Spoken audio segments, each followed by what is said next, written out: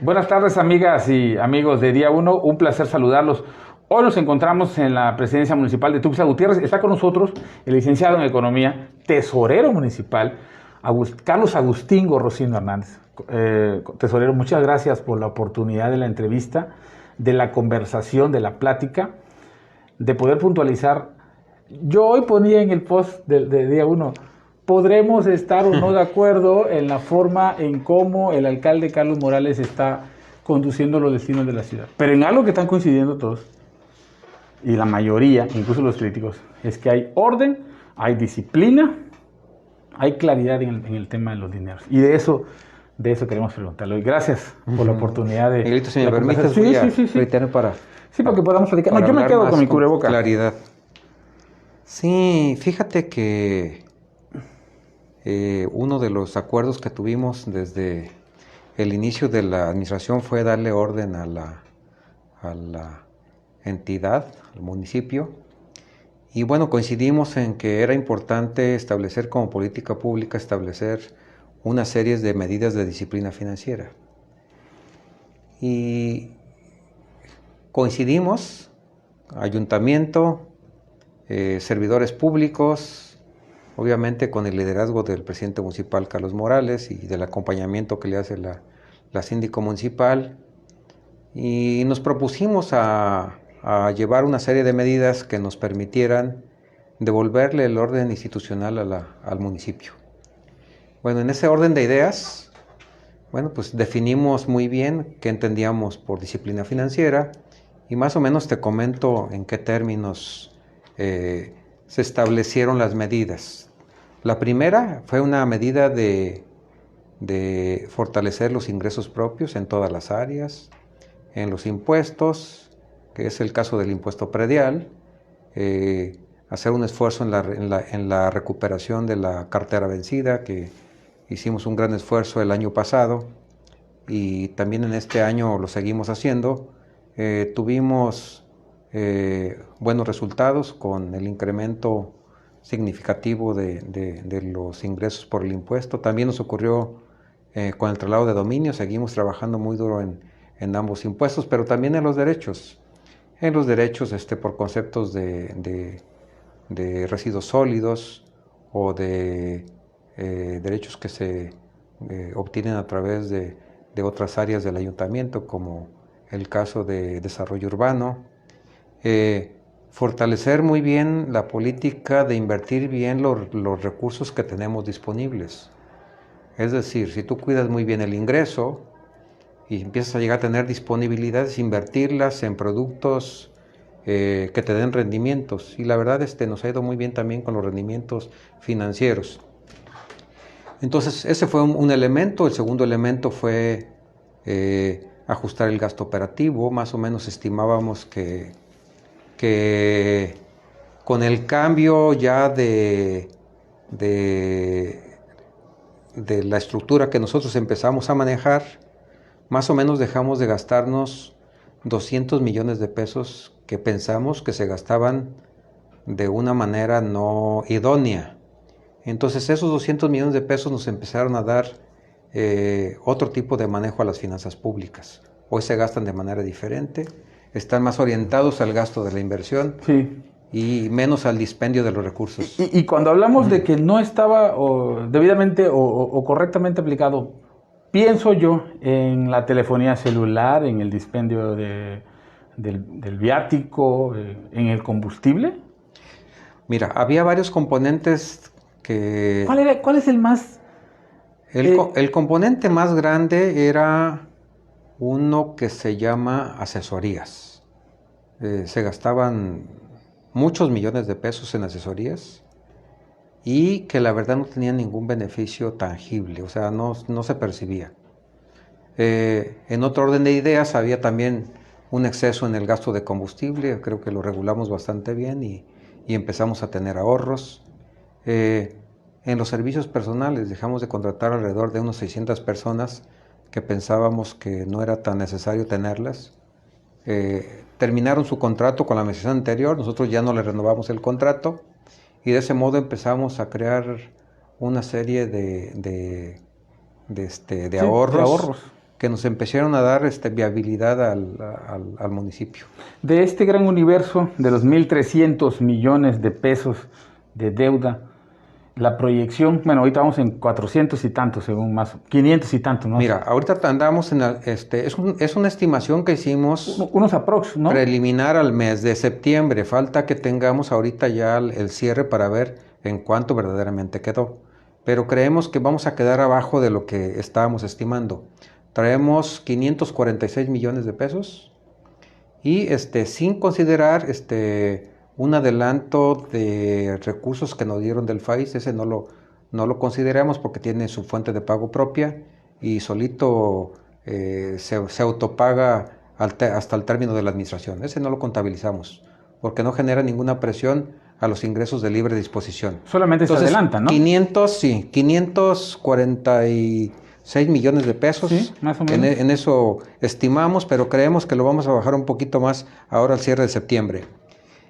Pero de acá lo importante es cómo están conformados esos 546.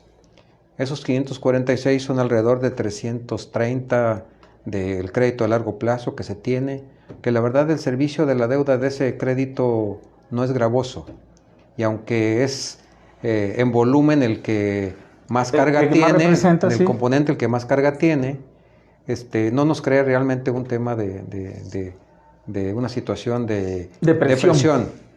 Y el resto pues ya son adeudos con proveedores, con contratistas, que en su momento no les cubrieron otras administraciones y pues ahí están registrados. Entonces se irán revisando, se irán solucionando en el tiempo poco a poco, pero nosotros creemos que una meta buena sería dejar un nivel de deuda cuando nos vayamos alrededor de los 500 millones de pesos. ¿Es una deuda manejable para un ayuntamiento como ahorita es manejable, lo dicen las calificadoras, no solamente lo decimos nosotros.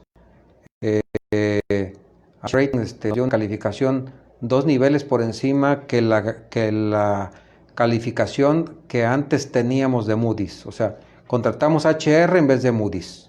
Y Moody's dijo... Con Moody's teníamos 2 niveles abajo que la calificación que nos dio HR. Y Fitch, que no le hemos dejado de contratar, nos subió un nivel de calificación. Entonces, la coincidencia que tienen las dos calificadoras es que el municipio hoy se ha venido manejando con balances financieros positivos. Lo que no ocurría hasta antes de la llegada de esta administración. Es decir, se le proyecta a la próxima administración estabilidad incluso para que... Se le entregará estabilidad. Aquí lo importante es que sigan con el manejo de las medidas de disciplina financiera. Que estén en el manejo correcto. Oiga, tesorero, una pregunta. Si tenemos esta estabilidad, digo, la carga que representa este crédito a largo plazo, Veolia en sí mismo, que también aceptó la quita y que ya está caminando y que ha mejorado su sistema. No lo ha pensado, y me refiero para el último tramo de la administración.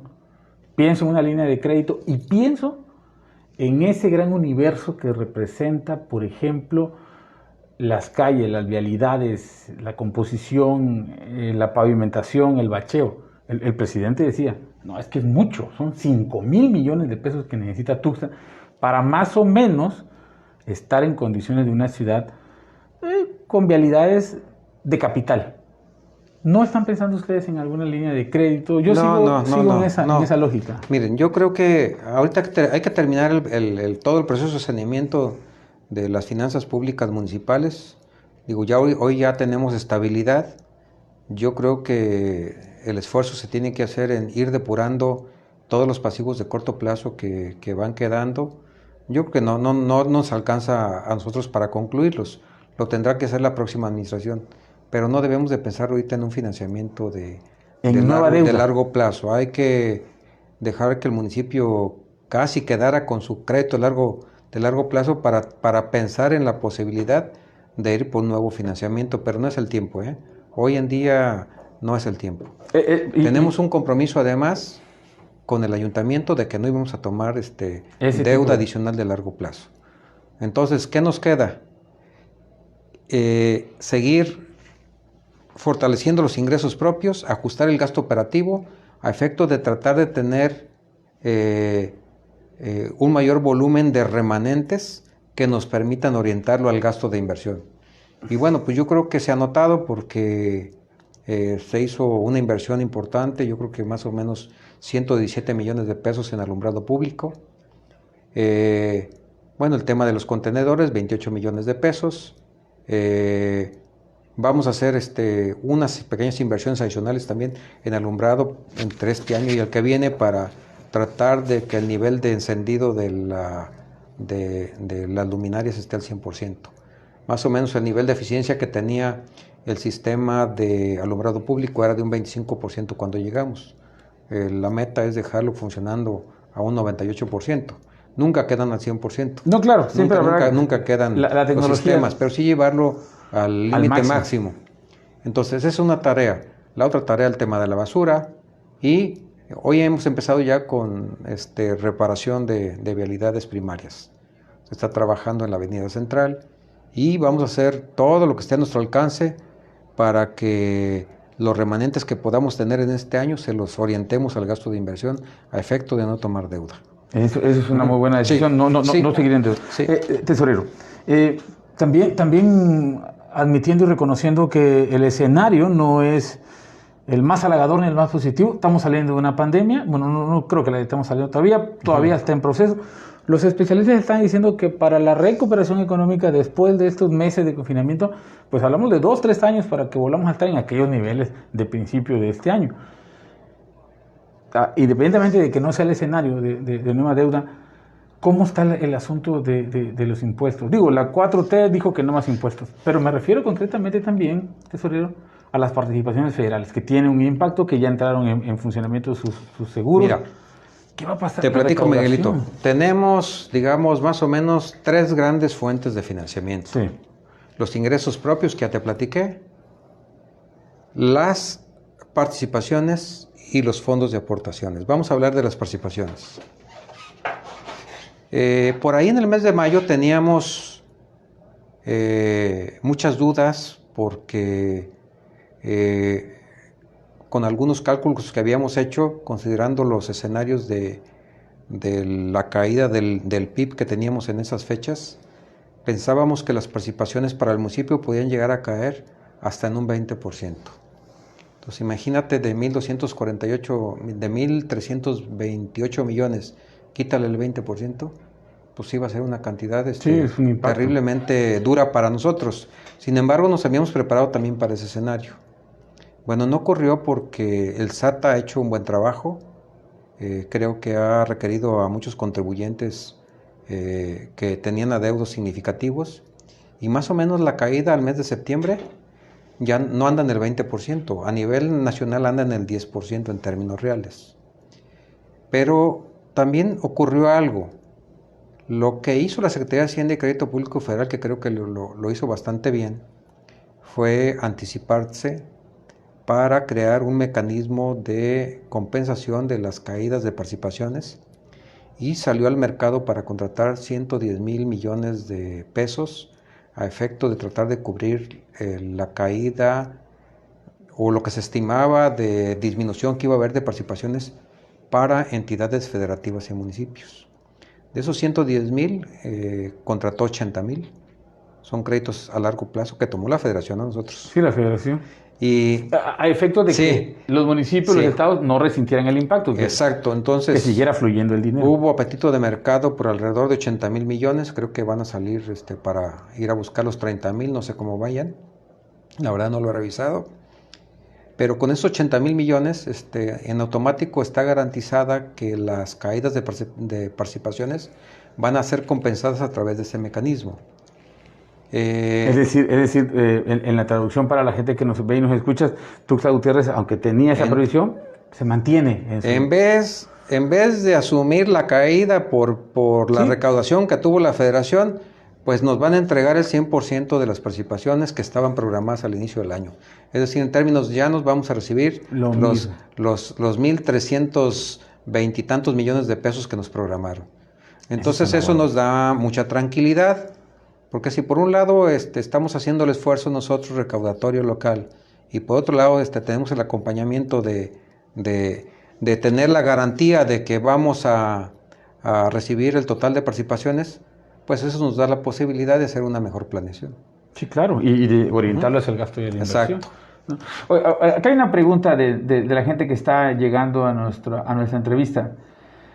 Dice Miguel Martínez, ¿cómo vamos en materia de recaudación? ¿Ha aumentado o disminuido? ¿Y por qué? Dice, desde su punto de vista, tesorero, ¿cómo evitar que el trabajo realizado tenga candados hacia el futuro? Para que las próximas administraciones pues no vayan a destruir lo logrado. Por ejemplo, no se logra sanear las finanzas del ayuntamiento en un periodo de gestión de 3 años. Digo, y si cambia la administración es una decisión de la sociedad, de los ciudadanos y del voto. Pero ¿cómo garantizar que se siga ese manejo, pues, disciplinado? Bueno, agradezco las preguntas. Contestaré las dos. La primera, te comento que de enero a septiembre, por ejemplo, con el tema del predial, sí llevamos una caída del 4%, pero la del 4% realmente es muy baja. Comparado con la caída que tuvieron las participaciones del 10% en términos reales, nosotros un 4%, la verdad creemos que no es muy significativo. ¿A qué se debe que la caída no ha sido tan importante a pesar de la pandemia en los ingresos por el impuesto predial? Simplemente porque se ha hecho un trabajo muy cuidadoso de estar haciendo invitaciones. Hemos repartido hasta la fecha cerca de 20,000 invitaciones después de abril a personas, y mucha gente ha venido a pagar.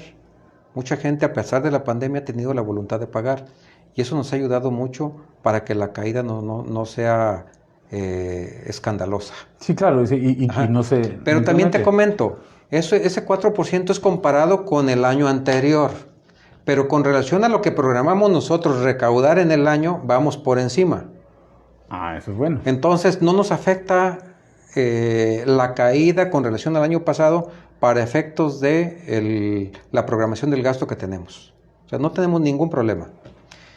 La otra pregunta, ¿cómo hacer que no le vayan para que en el futuro, digamos, no se vaya a volver a descomponer la estructura financiera?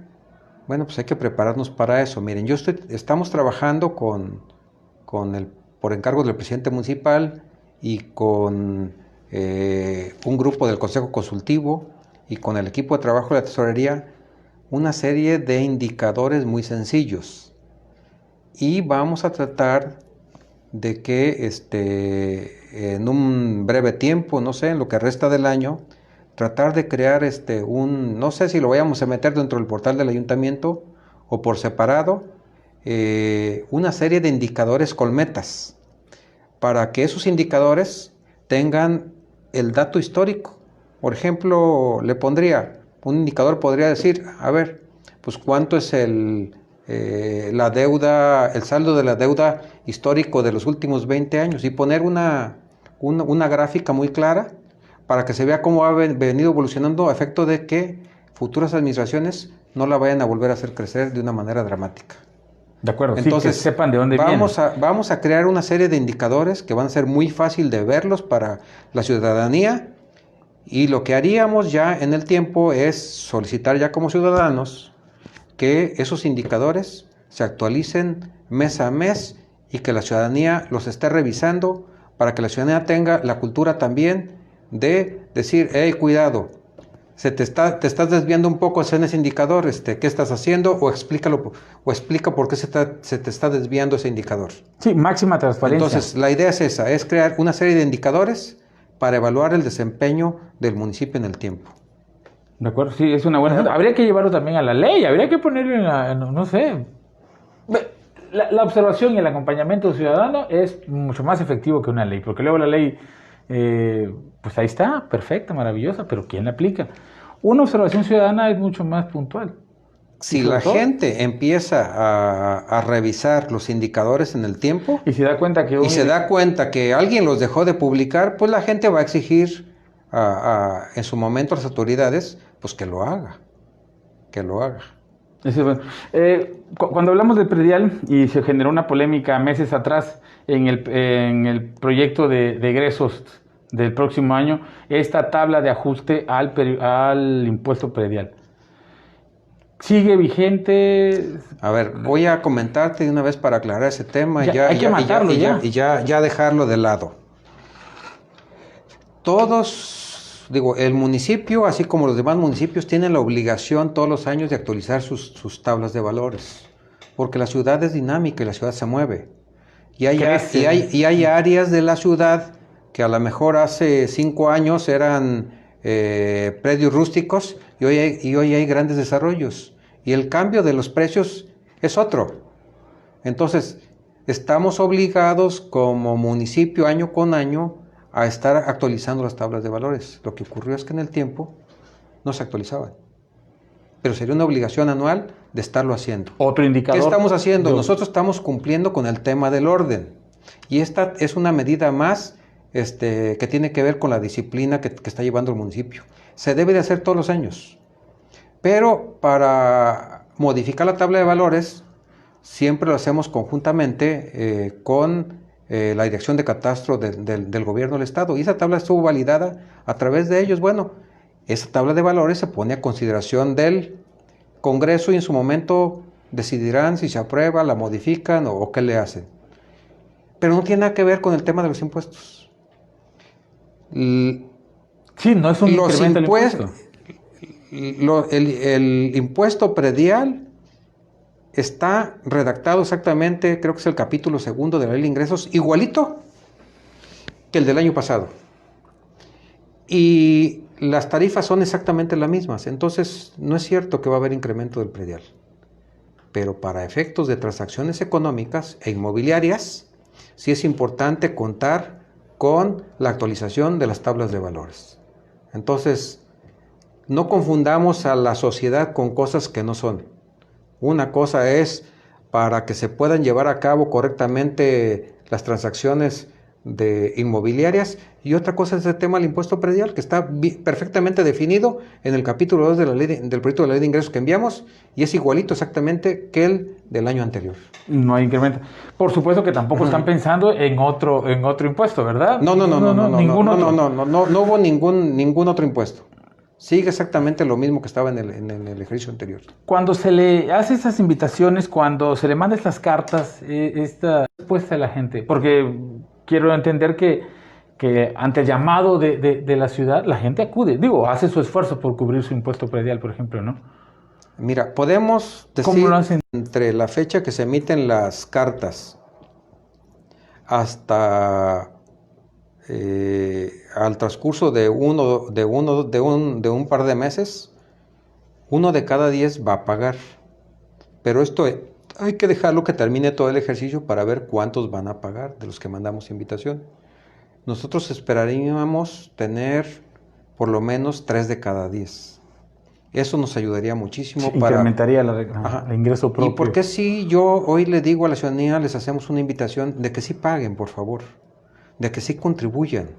Porque ¿qué vamos a hacer con esos recursos? Esos recursos adicionales de la gente que no paga y si llega y contribuye, se los vamos a regresar en obras, como lo estamos haciendo hoy. Como fue el caso que ya cité del alumbrado, el de los contenedores, y que ahora estamos tratando de empezar a resolver temas de las vialidades primarias. Tesorero, en el régimen anterior, y me refiero al pasado, ¿había mucha condonación o simplemente se dejó de lado ese tema del predial?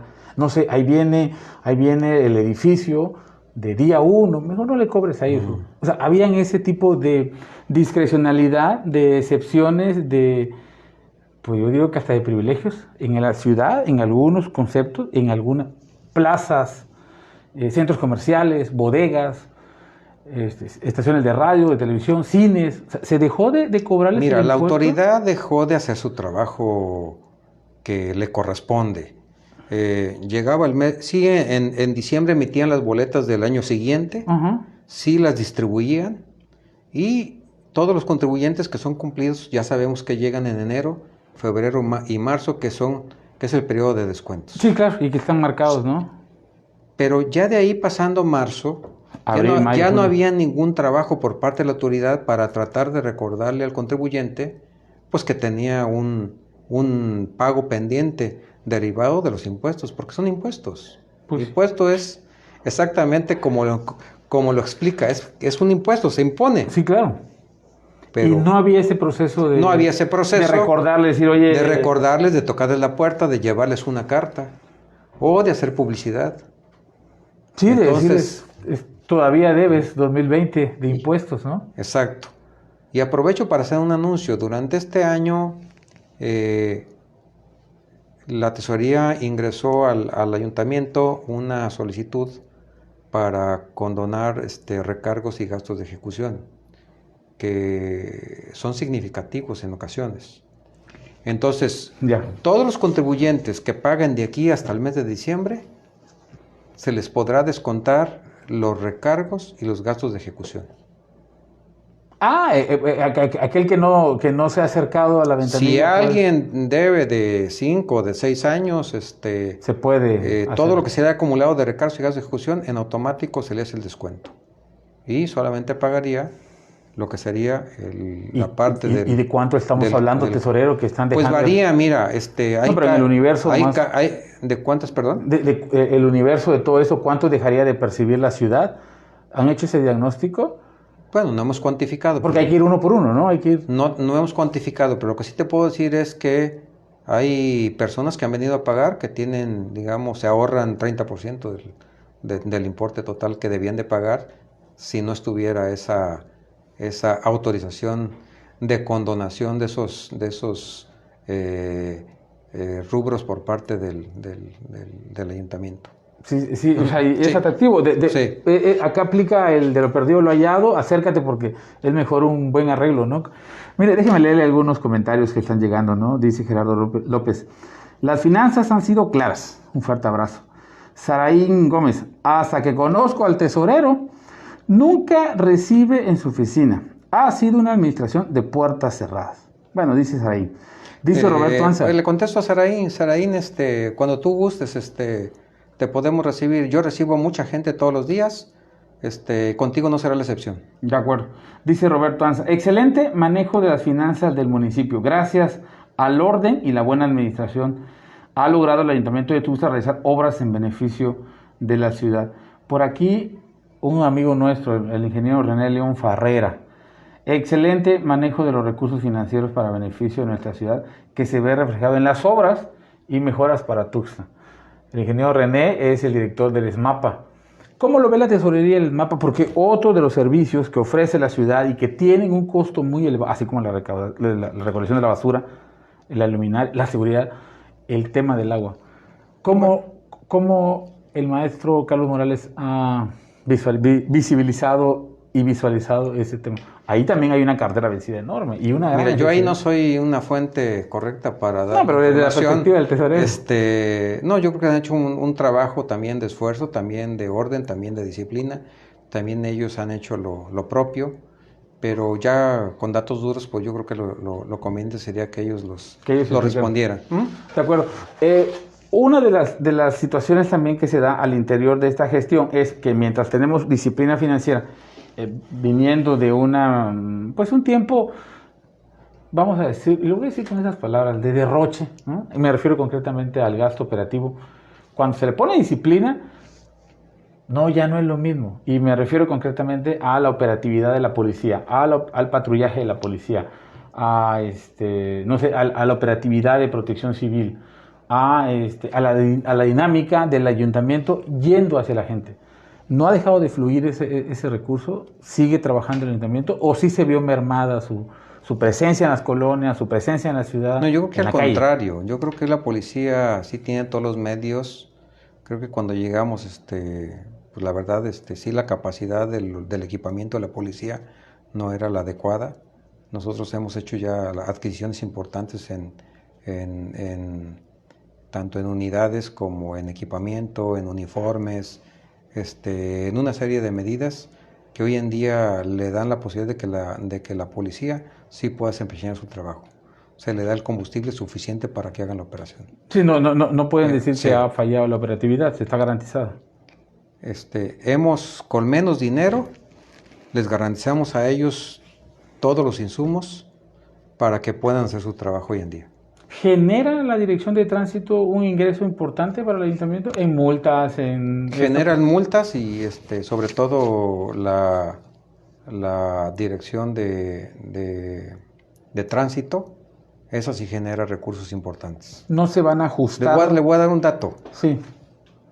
Hasta antes de que llegáramos nosotros, más o menos se recaudaban alrededor entre 600 y 800 mil pesos. ¿De pura multa? De puras multas. ¿Y hoy? Hoy ingresan en promedio más de 2 millones de pesos. Es decir, se aplica. Se aplica. Y se ingresa. Claro, y se aplica también ingresa. para... Esta también es un ejemplo de cómo se ha venido fortaleciendo los ingresos públicos. ¿Ahí no habrá ningún ajuste? ¿No habrá ningún incremento? Digo, estoy pensando en que voy a cometer alguna infracción, no quiero que me... El proyecto de ley de ingresos va en los mismos términos que como se autorizó la ley de ingresos 2019. ¿Participará usted en la discusión con los diputados si necesita más explicación? No creo, yo creo que ellos siempre hacen su análisis y si hay algo nos lo piden y en su caso lo sustentamos. De acuerdo. Yo sí le pediría, tesorero, que aquí frente a las cámaras de Día 1 hiciera la invitación a la sociedad Tuxtleca, a la gente que falta todavía ponerse al corriente de su impuesto, pues que nos hiciera una invitación a propósito de que tenemos esta oportunidad de poder explicar y agradecerle esta entrevista. Bueno, yo primero agradecerle a toda la gente que es cumplida, a la gente que ha pagado, porque gracias al entero de su contribución, hoy en día tiene sostenibilidad financiera el municipio. Yo la verdad un reconocimiento para esas personas. Y para los que lo han hecho, pues tienen hoy la oportunidad de coadyuvar con la ciudad.